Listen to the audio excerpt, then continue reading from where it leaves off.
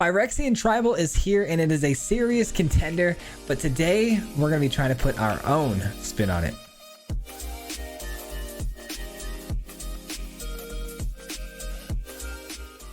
That's right, Phyrexian Tribal is a pretty big powerhouse right now in the colors of Abzan, and today we're going to be doing our own little spin-off in the colors of Mardu, because I believe Mardu offers a lot of really good value in the sacrifice department, which brings a lot of, synergies to this build.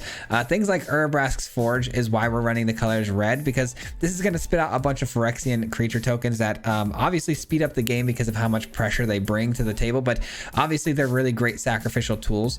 And because we're in colors of Mardu, we of course have Grafted Butcher, the centerpiece of this deck, pumping up all of our other Phyrexians, but also this can sacrifice another creature to be brought back from the graveyard back to the battlefield, which is really making this a sticky threat. And we can sacrifice these things like these these tokens that are already going to sacrifice themselves on the end step anyways to bring back that butcher over and over again. Speaking of good sacrifice tools, we've got the Crawling Chorus, Skrelv's Hive, never-ending supply of these 1/1 mites that we can sacrifice and get value out of. Some of the removers we have are Banalish Sleeper. This is going to allow us to kick it, and then the opponent's going to have to sacrifice a creature as well as us, which is a great sacrifice, a great removal tool for this build. We've also got the ability to give vigilance to all of our Phyrexian tokens. We draw cards with the Takasia's Welcome. It's just never-ending value train that's really good, and then we kind of close out the game on the top end by doubling up on all of our tokens. Or Elish Norn can of course sacrifice 3 creatures to then create this win con of giving double strike to everything. This deck is actually insane and it played extremely well, and I think you're going to enjoy this one. But before we jump into it, if you are new here, if you don't already know, we do post videos 5 days a week, so if you guys enjoy content just like this, if you wouldn't mind giving the video a like, subscribe, all that stuff helps out an absolute ton and I'd greatly appreciate it. But with that being said, guys, enjoy the video. We'll see you at the end. Peace out. All right, the name of the game today is Phyrexian. We are playing a Phyrexian tribal deck in the colors of Mardu, which honestly a lot of people have been playing this build in Abzan, but I wanted to mix it up and try something a little bit different today. So we landed in Mardu because of Urabrask's Forge, and we wanted to see what we could pull off with that. Opening hand here is good. I mean, we have the Hive into the Welcome, which is fantastic, so we'll keep that. We're also on the draw here, so if we can find that third land, it'd help a lot.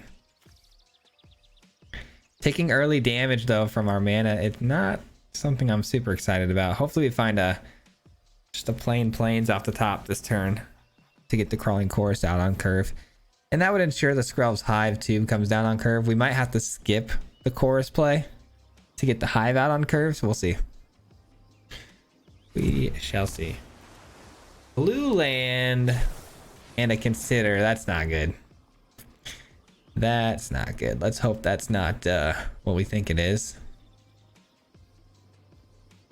I guess blue's not really a great matchup to us though. We have a lot of pressure we put on them passively without having to cast too many spells, so as long as we can resolve some of these enchantments early.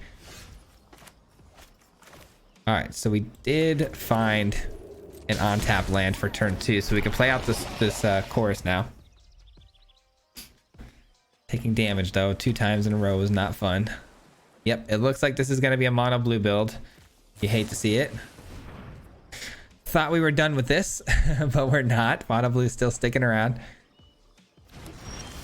Hopefully our turn 3 doesn't get countered, because it's probably the most important thing we cast.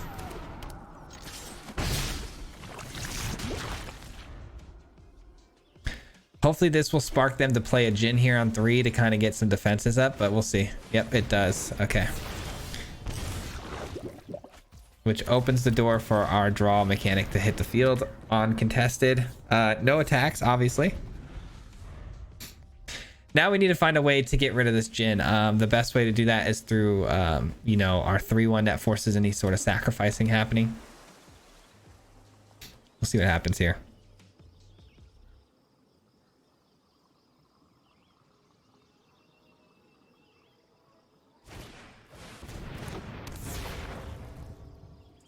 Oh boy, a second Djinn is not fun.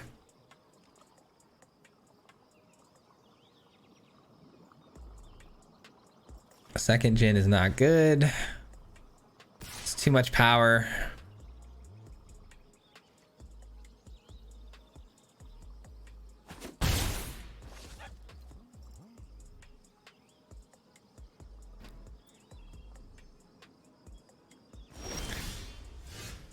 All right, Skrell's Hive goes off again, though. We get to draw an extra card. Again, we're looking for that phyrexian that forces a sacrifice. That'd be nice, but 2 Djinns, that makes things a little bit trickier. You know what I mean?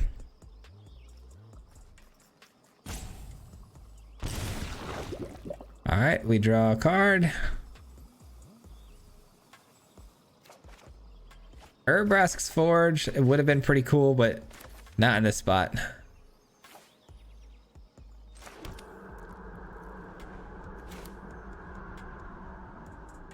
I feel like the Butcher's got to be the move here so we can get both of these mites through, so we can go ahead and get that lifelink going, because I think lifelink is going to be the key to potentially getting back into this game and helping us potentially keep up with the nonsense that Mono Blue brings. Go on in, take your shots here. We'll hit them for 4. It's a lot of damage too. I mean, making these mites 2/2s is a much bigger difference than, you know, than the norm. All right, so we've got the life link on the bodies now, which is fantastic. A lot of life to be gained here. Mono Blue's not going to be doing a very good job either of being able to sweep the board or remove things, except for obviously Fading Hopes, which could be a little annoying. Obviously, if they bounced a Grafted Butcher for a turn, could set me back a little bit, but I think we'll be all right. I think we can outpace them. I think that's the main thing here. Is I think the pacing is going to be in our favor. The fact that they just attacked with both Djinns is a little confusing.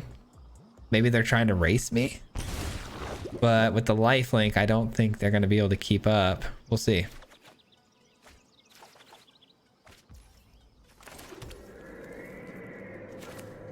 All right, I do want to try to get the Forge down. Pretty unlikely that this is going to resolve. Make disappear though, we do get around that, but not much of anything else.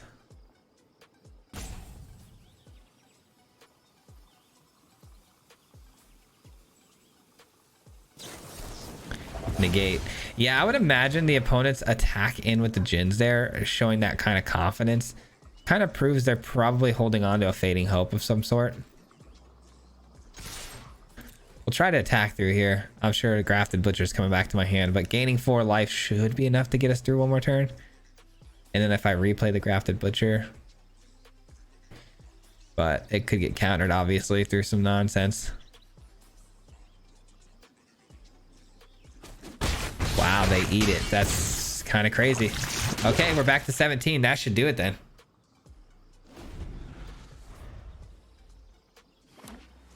I love that. I love that. Beating Mono Blue feels so good. Let's go, dude. Too much value on board for them to handle. Once we get the Skrell out, once we get the card draw going, that's too much value. And we forced them into playing that Djinn on 3, which, you know, with the pressure we were giving them. So I think that was a really, really good game. GG's. All right, that was a great way to kick things off here. Feeling good now. Feeling good. I was a little nervous. I was like, oh, get Mono Blue for our first game. You got to be kidding me. All right, I get to go first. Fantastic starting hand here. Absolutely fantastic. Oh no, Mono Red. We are just getting the plethora of really fun things to play against today, huh? Oh yeah. Super fun. Okay, well, let's get the Hive down because we're going to play the Sleeper next turn, which will force the sacrifice on the Swift Spear. Reckless Impulse, that's fine. Clean answer to the... Okay, it's not Mono Red at least. That's kind of good, I guess.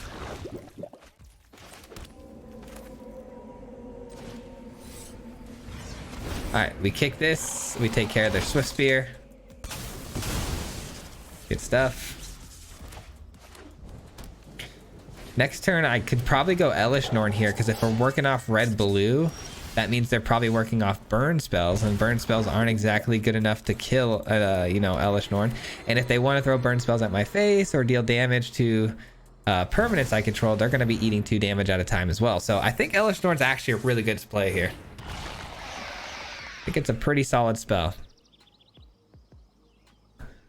In most spots, I wouldn't play Elish Norn on 4 just because of removal, but feel like we're pretty okay here. I'm gonna leave this back, believe it or not, for the block on this, because I don't want to block with Elish Norn in any capacity, because if they do have like a lightning strike, dang, this has prowess and trample. That's so much going on here. Prowess. Yeah, I'm gonna leave it, but I mean the prowess is gonna get us for sure. It just is. The prowess is gonna make this thing bigger than, you know, 3 defense power.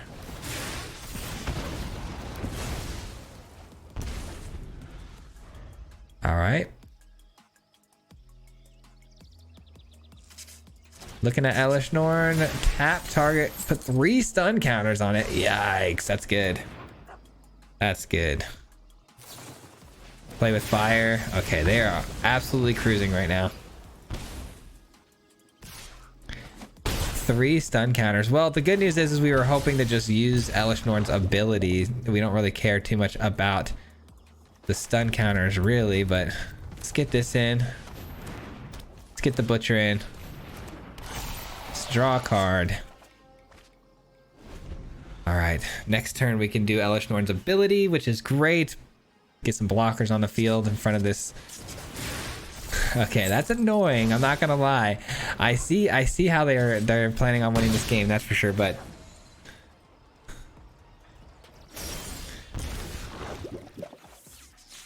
that's a good find. That's actually a really good find.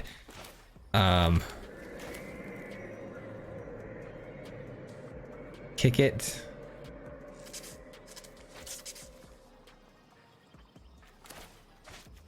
Three. Okay. Just checking.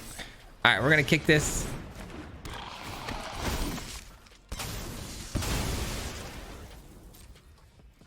Gonna attack into the opponent here.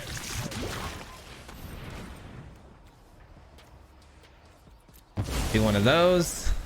Flip this bad boy. Boom! We get ourselves some incubation tokens. A lot of 2/2s out in front of the opponent now. So gonna have a hard time getting through some damage with creatures, but you know, obviously they're running plenty of burn spells, I'm sure, so we'll see how this goes. Nice. Well, at least my incubation tokens present lethal here, so they're gonna have to block. This is coming down to the wire, and it's only because of the fact that we're taking 1 each turn with my Skrelv. I am going to give everything vigilance here, which is even more busted. And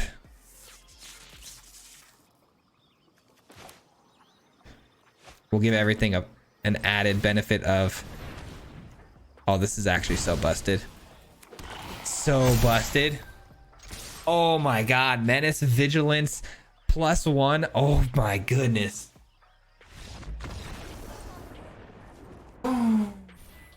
That is so sick. I didn't even know we were gonna hit that many value points there, but my goodness, we got vigilance. They already had double strike. They already had the +1/1. We give it another +1.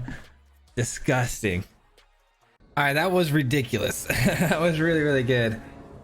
Let's see, opening hand here. Great start. Yeah, we'll take this. We'll take this. Not bad at all. And then we see a red land come out again. Hopefully not the mono red. Okay, it's another Izzet deck. Okay, algorithm has finally locked on to a certain style of deck, and it looks like it's going to be Izzet. Easy choice for us on turn 2. Skrelv's Hive, easy money. Make this appear a little scary, but we get it to resolve. Let's go. Impulse. Uh-oh. Does that mean we see Jin? Typically, impulse means Jin.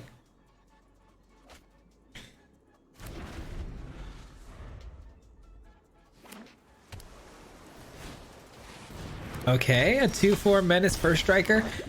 Whenever you cast your first instant or sorcery spell each turn, you may cast a spell with lesser mana value so there's type. Your hand without paying its mana cost. If you don't, create that 2/1. Okay, well, I think we have to kill that. I think that's a little too good to be hanging around, so we'll have to kill it.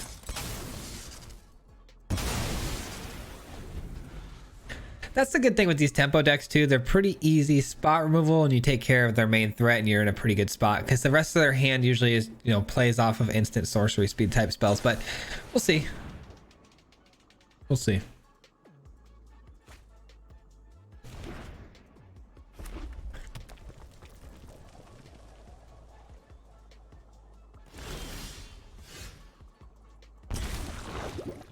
All right, a forge is pretty sweet. I am going to attack first before we play out anything here. I do believe we're going to go with the Takassia's Welcome, but hopefully this gets through. Okay. And I hope this sticks. Let's hope for it, man. Let's hope for it. This is probably one of the most important cards here in this matchup. These Izzet decks do a really good job of card advantage, you know, things like Impulse and whatnot. So it's good to have our own card advantage going to keep us in the game.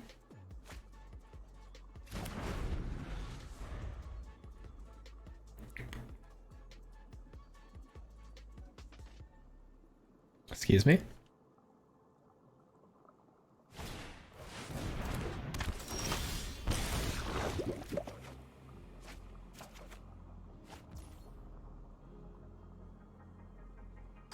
Okay, we draw an Elish Norn. Okay, that's interesting. Do we play it right this second though, or do we just play some more value?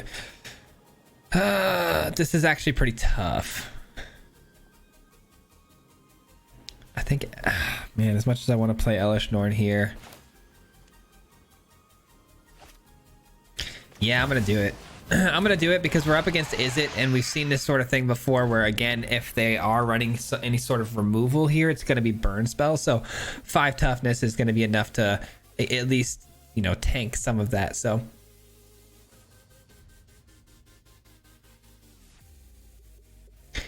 see what happens here. They're gonna get that what is it, the monkey, red monkey pirate. It's a 2/1.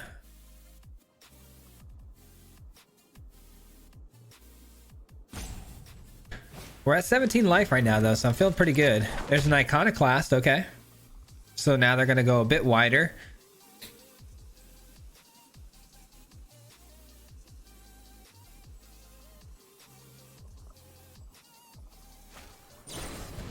And they go with Convoke, draw 2 cards. That's pretty sweet. And they get a free Impulse. Very cool. Okay. I like their deck. I like what they're doing here. Not bad. But it's not going to be good enough for us because we have an Elish Norn flip coming in hot next turn. And if we hit a land drop, we can go ahead and give everything Vigilance too, which would be pretty silly.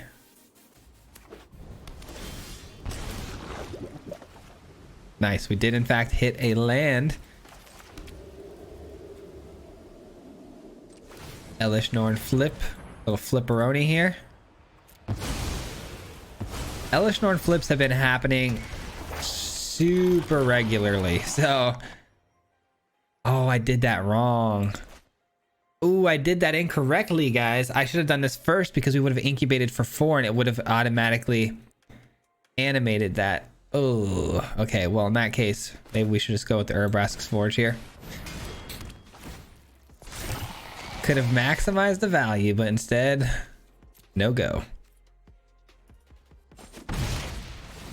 All right, that's on me. That's my B. Next turn, though, Phyrexian Awakening comes down, gives Vigilance. Everything has double strike. That should be the game. They have the Convoke, draw 2 again into an Impulse, which gives them a lot of blockers, which pretty annoying. I will give them that. That's pretty annoying because it's going to stop a lot of my double strikes. But the turn after, we sweep everything off the field except for Phyrexians.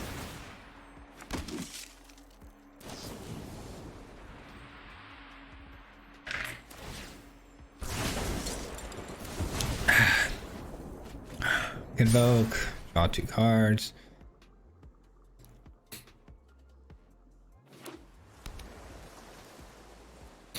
And they hit us with a lightning strike. Okay, trying to figure out what happened there while I was taking a drink. All right.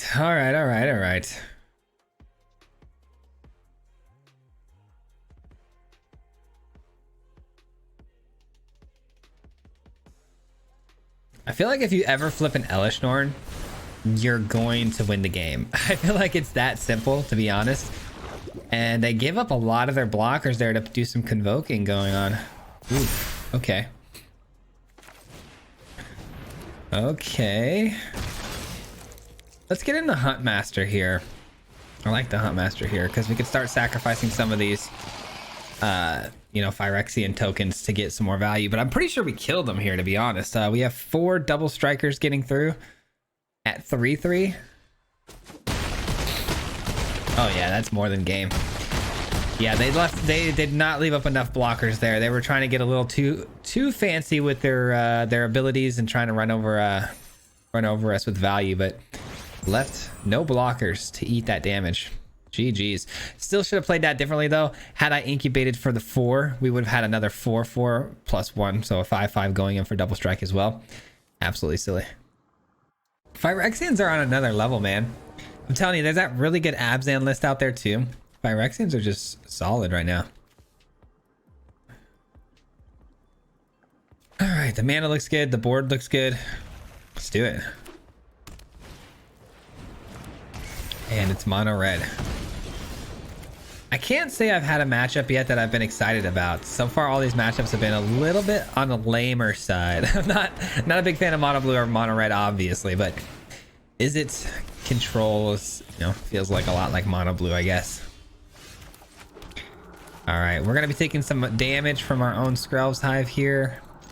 Hate to see it, but getting that toxic counter in there because, you know, lifelink could be a very big part of this game if I can get enough toxic counters onto the opponent. All right, I do love that they had to play an impulse there. Another Mishra's Foundry doesn't exactly help with their mana base too much. A Forge. I'm gonna go with the Phyrexian Awakening here, because if I can give Vigilance to my Chorus here, I can go and attack in for that Toxic counter, which is again very important, and I could also make a block here. But the block, I will be exiled, which is a tough pill to swallow here because Kumano. So we're not actually going to get the extra might.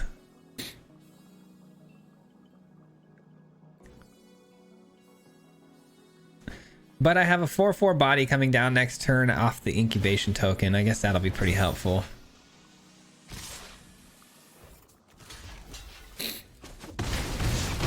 All right, down to 6.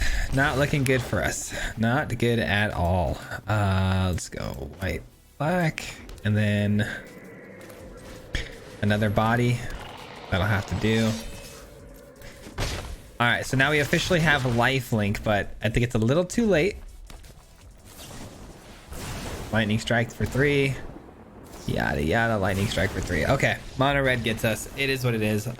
Went second against mono red. You're gonna lose most of the time, so we'll take it. I mean, we just get to diamond 3 too, so we don't lose any ranking, so that's solid. All right, that is what it is. You know, sometimes that happens. I get to go first. Opening hand, grafted butcher. Sure, I'll take it. Yeah, that wasn't the most ideal matchup for us. Mono red's gonna be tough in most positions, but especially going second. Our deck just, you know, it dishes out damage to ourselves quite a bit with those, you know, the Skrelv's Hive and stuff like that. So it is pretty difficult for us to, I think, face red. Got the butcher in. The opponent's looking to maybe hit it with a cut down or something. They're thinking about it. Mardu.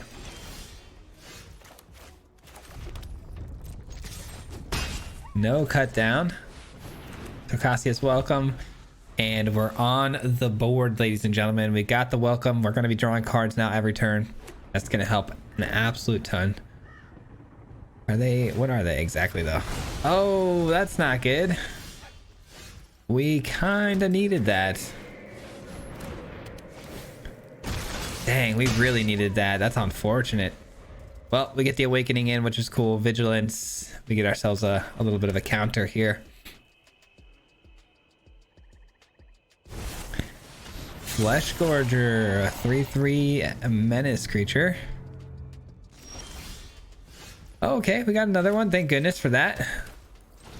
Thank goodness for that. All right, and then I'm gonna go ahead and just bring this up. And we'll swing in for the 5. That should put some pressure on them a little bit here. Even if they want to swing back with the Flesh Gorger for 3 at Menace, that's fine. We have a good double block here. Also, if we don't block, we could just kind of race them and beat them out because we're dealing 7 at a time. So that's pretty good. Not to mention another butcher just pumps up the other butchers. Question is, do we... Yeah, we do actually want to double block. We do want to double block because the butcher can come back later. So a double block is definitely in order here. Okay, that was a mistake. I don't know why they did it that way. We'll see what happens here. They've got some sort of shenanigans. It's got to be a kill spell for the 5/5, right?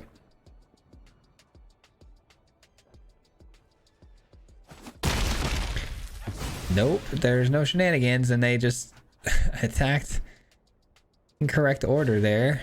Oh, I see. Okay, there are shenanigans. Not the shenanigans I expected, so well done for them, I guess, on that one. Let's see what we hit with this. See what we hit. Ooh, Urbrask's Forge. Don't mind if I do.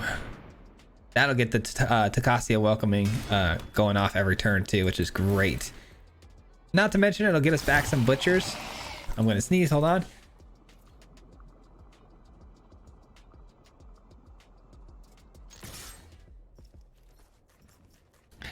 Ooh, allergies really suck. Holy. One moment.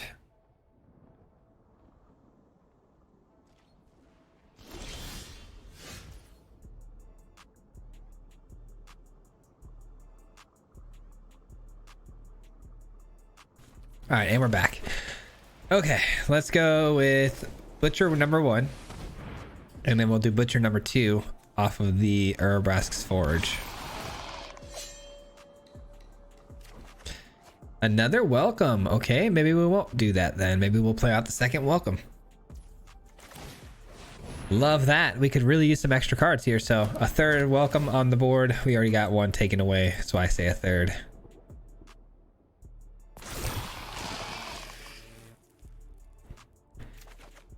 And another butcher, man. We are drawing a lot of duplicates, huh? You would think our deck only has 4 different types of cards in it.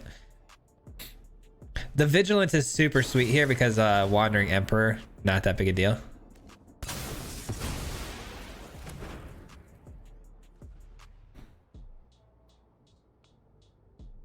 And... okay, fair enough. Fair enough.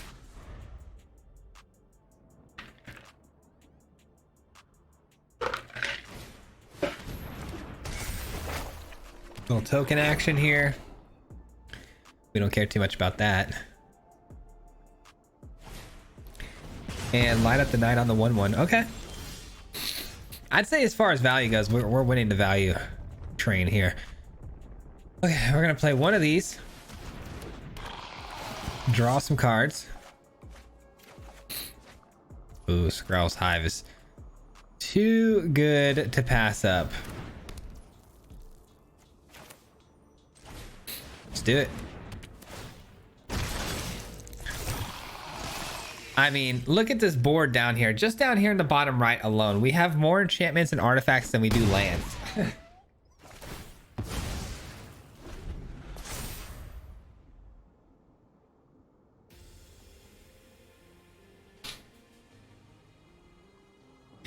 Sorry guys, I have to keep stepping away here. I got my little tissue box. I'm just dying right now, so gotta bear with me a little bit on that. All right, so the opponent does attack through with the 2/2. We allow it. We don't care. We're down to 18. Every turn I get to draw 3 cards. Seems pretty ridiculous. Seems pretty ridiculous. They say good game. I agree. I concur. GG's. All right. Another really just super solid game, outvaluing the opponent here big time. All right, let's go. Next game here. What do we got? Opening hand, we've got a good start. A lot of damage being taken though. Oh, as good as this is, man, Mardu does not unfortunately provide very good mana sources for you know, the 3 colors, we got to take a lot of damage. It's something I've had to deal with playing Mardu for a little while now. It's a bit of a bummer. And the opponent running mono red potentially. Let's see. They have some sort of priority hold happening here, so you know it's going to be a play with fire. So that's going to probably go to our face if I had to, you know, take a guess.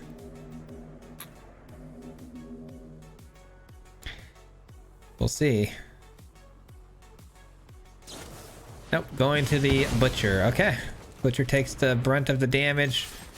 That's fine as long as it doesn't go to our face. And then next turn we can probably go with the awakening. It provides us with a really big body, right? But then on top of that, it gives everything vigilance, which means we can leave up some blocks.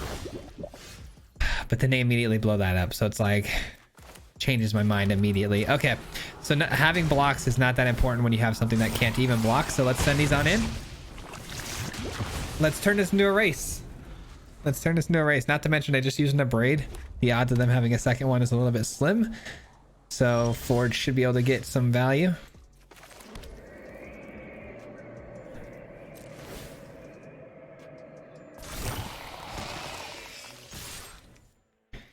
And the opponent does not cast any burn spells on these creatures. We bring them back the butcher.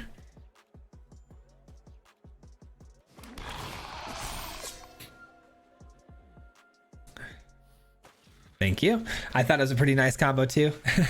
Butcher's really, really good in this deck. I'm telling you, it's so good. Being able to just keep coming back over and over again.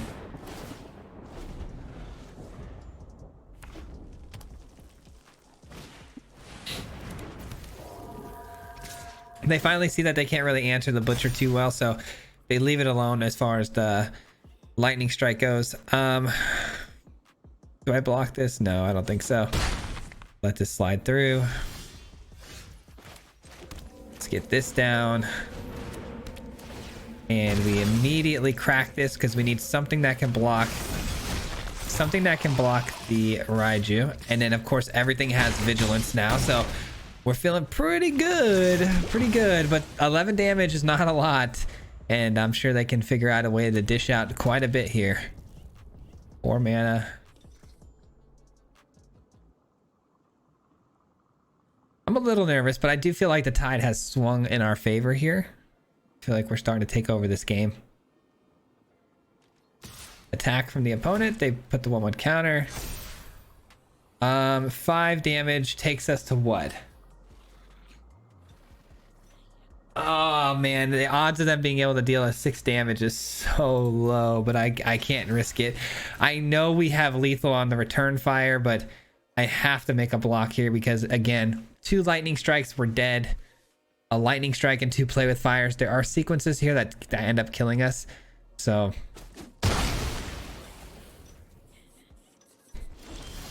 all right. They probably have a burn spell for one of these, I'm sure.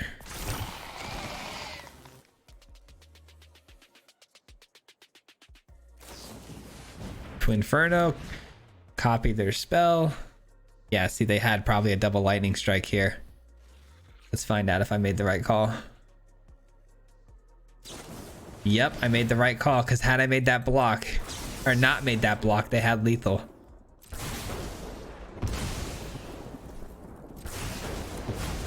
All right.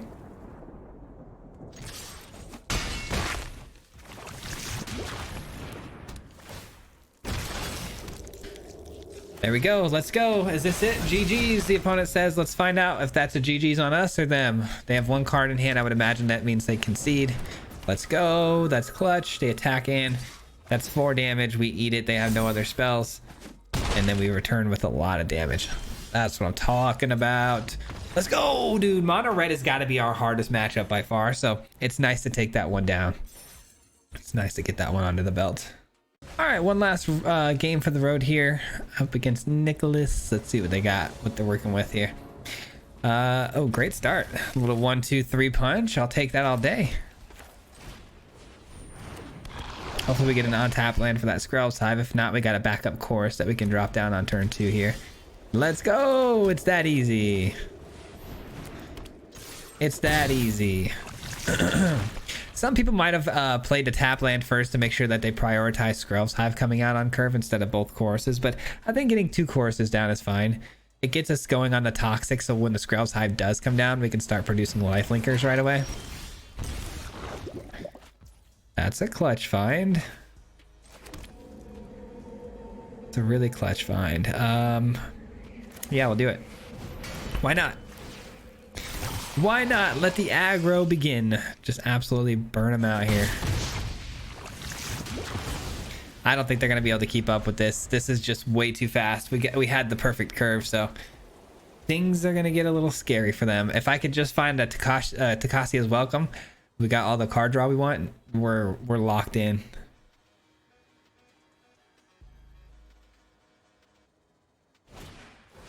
Wedding announcement. Okay, that's some blocker. The blockers there. Another hive pop, and I mean just unload the hand, right? Seems pretty easy to make these plays here. Just unload the hand, play every single card, and attack through. Attack on through.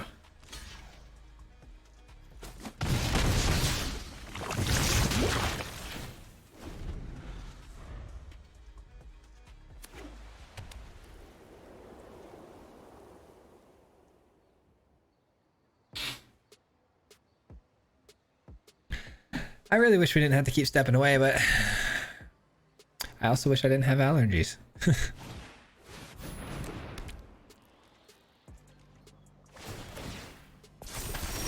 All right, this one is about as easy of a game as we could have asked for. I mean, we're absolutely running away with this thing. Send everything through. Easy peasy. And then if the Lion Sash wants to attack at any point, we can blow it up with this. We'll just hang on to it. Why would they block the 3-1? That's kind of strange to me, because you're just going to eat the 2 damage overlapping, and then if you block the choruses, at least you can get rid of some of the permanent bodies. I don't know. Seems strange to me, but we're at 21 now. All the lifelink is paying off, so opponent might even get hit with enough toxic counters to poison them out, which I didn't expect to happen at any point.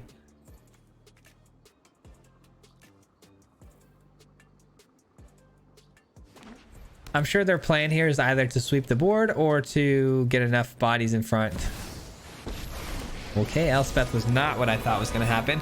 Lifelink doesn't exactly help them if they go with that route. I've made plenty of connections. All I got to do is touch them with 2 toxic creatures next turn. That's it. Simple. A -3. It looks like they have some options, which is good.